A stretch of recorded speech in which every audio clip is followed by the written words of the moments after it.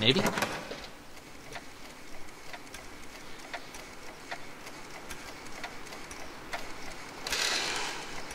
Come in, citizen. And God, this feels like a lair.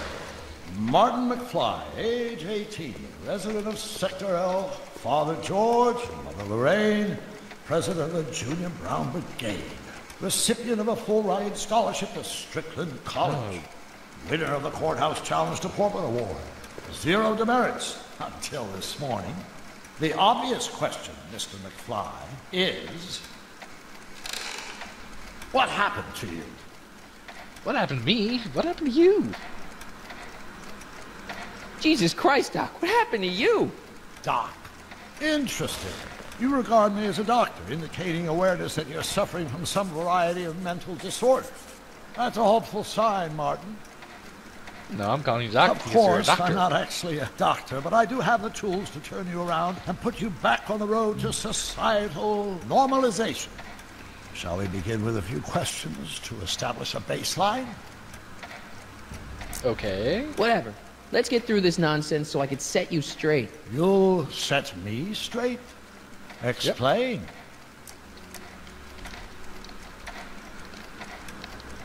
This, what you've turned into, it's all wrong. You're supposed to be a scientist, Yes, an inventor. An inventor. You created the flux capacitor, and you went on all these crazy adventures in time, and your hair, you don't look good, Doc. Yeah, you're bald. So you believe this interview is really more about me than you? Yes. It's You why went you to went all to all this this trouble just to deliver a message to me in person? Yes. Exactly. A cry for help, as it were. No. Yes. No. Wait. Tell me, Martin, is your mother on the sauce again? Not where I'm from. Not where I come from. When I left here, both my parents were happy and well-adjusted. Okay, they didn't start out that way, but that's where your time machine comes in. Time machine? Yeah. Doc, listen to me. You don't remember it, but you built a time machine out of a DeLorean. Why? Why not? Well, just for the hell of it, I guess. Plus, the steel frame of the DeLorean dispersal, I don't know. It was important for some reason. Yeah. Fascinating. Very fascinating. Yes, it is fascinating. It's amazing. It's incredible. But you don't know it because you've never invented it. You're not the real Doc Brown. You gotta believe me. And this is because? Everything got screwed up when I went back in time to 1931. Sounds like this time machine is a very impractical and dangerous invention. That's amazing. Yes, I mean, no. What I mean is it's messed up a lot of things, but first, it made a lot of things better. Like my mom and my dad. It was only it made them thanks to better. your time machine that they ever made our became family successful happy. and happy. So they're happy. But they're not, because you summoned me back in time, and somehow your timeline got messed up, and everybody else is along with it. I see. No, you don't. Think back. Don't you remember me? We knew each other when you were 18. I'm Michael Corleone. Incredible. This case is more serious than I'd imagined. The boy has fabricated an alternate reality. I can prove it to you. I wish it were that simple. Believe me, I wish I had fabricated it. Calm down, Martin. I'm not blaming you for anything. The failure is ours, not yours.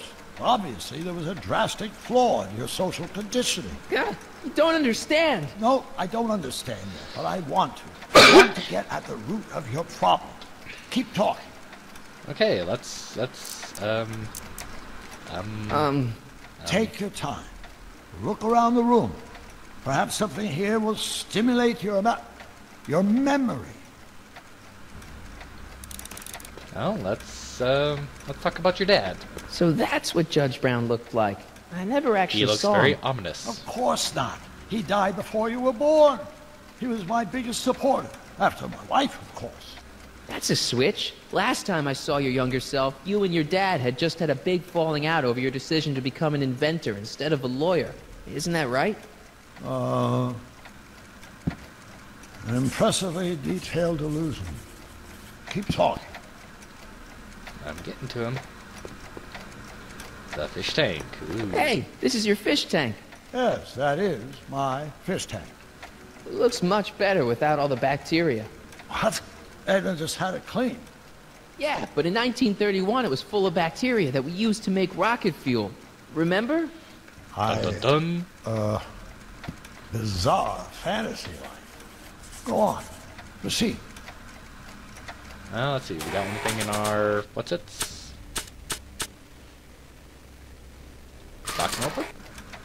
Check this out, Doc. It's all your notes about the flux capacitor, your greatest invention. That can't be my notebook. The handwriting is far too sloppy. Alrighty. Photo of Einstein. Okay, take a look at this picture of Einstein here. The dog. Harboring dangerous animals is a municipal offense. Yeah, they told me. But you harbored this very same animal once, a long time ago. Remember the test run of your rocket car? Yes, the rocket Einstein car. landed on the roof of the courthouse. Yes. I do recall something of the sort, but naturally it couldn't have been the same dog. There wasn't anything natural about it. Einstein's a time traveler too, thanks to your invention. Yep. Stop trying to confuse me! My whole life has been dedicated to the practical use of technology to shape a more efficient, orderly society. Ask anyone. It's a fact. You can look it up. But you know Wasn't always better, the case. right? Emmett? Wrong.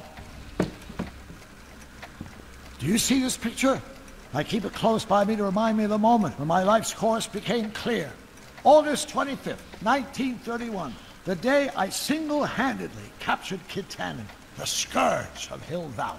Single-handedly? Yeah, you And didn't do not it incidentally single-handedly. the day I caught the eye of Edna I Strickland, was there. my scientific muse and the love of my life. Take a look. What you see there is a young man who understands his destiny. Yeah, I see something That's there. not what I see. What do you see?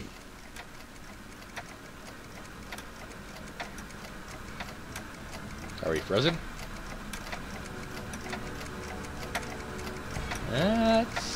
Is the 1931 photo. And Marty and Doc, right there. Could that be? I think it is. What? It's me, and you, the other you. It is me.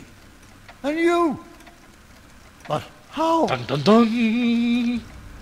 Michael? Michael Corleone, yep. It's me. Your good friend. It's impossible. It's not impossible. It's science. Yes. Your science, Doc. Your In this time machine. Other world. The one you say you come from. Am I happy there? Very. Very happy. You've got two great sons. Sons. Yes, and a fantastic wife. Not Edna. Nope. Not even remotely. And your invention. Jeez, Doc, you can go anywhere you want to. Anywhere in time. You're the luckiest guy in the universe. And what about Hill Valley? Hill Valley. You know it's got problems. A little bit of urban decay here, a little bit of crime there. It's a normal city. People are happy, mostly. And even when they're miserable, they're not miserable like they are in your Hill Valley. Stop! There are no miserable people in my Hill Valley. Give They're me all a over the break. place. You don't really My believe. citizens lead lives of order and peace. Nobody worries. Nobody complains. Only Everybody because they were complains. afraid to. Jeez, open your eyes, will you? You and Edna have got them all terrorized. That's Mrs. Brown to you, Sonny. Doc, Kindly address me Turning around. as Your Honor. It's turning around a little bit darkly. We worked for over 50 years, my wife and I. Every waking moment devoted to ridding Hill Valley of vice and disorder. And you dare to claim that our citizens are unhappy? They are. yeah, I Yeah. do. I've seen it. They're just too afraid to speak up. Afraid? Afraid of what? Citizen Plus. Afraid of the consequences of their actions, Yeah. Doc. You run this place like it's a police state. Nonsense. I can prove it. All right then, time travel boy. You do that. And until you do, I'm going to treat your wild story as just that. A story told by a madman. And I've determined that the best treatment is simply to let the insanity run its course. Don't worry. I'll bring back some So, evidence. is the interview over? Should I leave? Please do. I'm very busy. I've got a city to run. Fine, but I'll be back with proof. We're getting there. But Edna is a little